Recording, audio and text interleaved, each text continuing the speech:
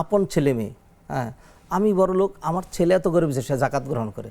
আত্মীয়দেরকে জাকাত দেওয়ার বিষয় বা এরকম আত্মীয়রা বেশি হকদার। এখানে মূলনীতি দেওয়া হয়েছে, সেটা হলো যে যিনি জাকাতদাতা তার উপরের দিকে ডাইরেক্ট, তার নিচের দিকে ডাইরেক্ট, এই দুই ক্ষেত্রকে দেওয়া যাবে না। উপরের দিকে ডাইরেক্ট মানে নিজের আপন মাতা আপন পিতা, আপন মাতা পিতার আপন মাতা পিতা, তাদের আপন, এরকম সুজা সাইড ফেটে না, যেমন মামা মানে বাবা দাদা উপর দিকে যা আছে, বাবা দাদা আপন, চাচাতো না, হ্যাঁ এদেরকে দিতে পারবে না, কারণ এদের হক এত বেশি যে তারা জাকাত পায় না। আপনার যা আসল যেটা আপনি খাচ্ছেন এটি তারা খাবে।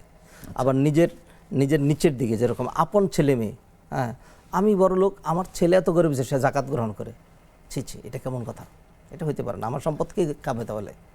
আমি এত সম্পদ, জাকাত দিলে বেশি আমি আমার সওয়াব হবে। এত এত সম্পদওয়ালা যে আমার বাবা গরিব মানুষ জাকাত দিতে হচ্ছে, ছি ছি, সেটা করা যাবে না।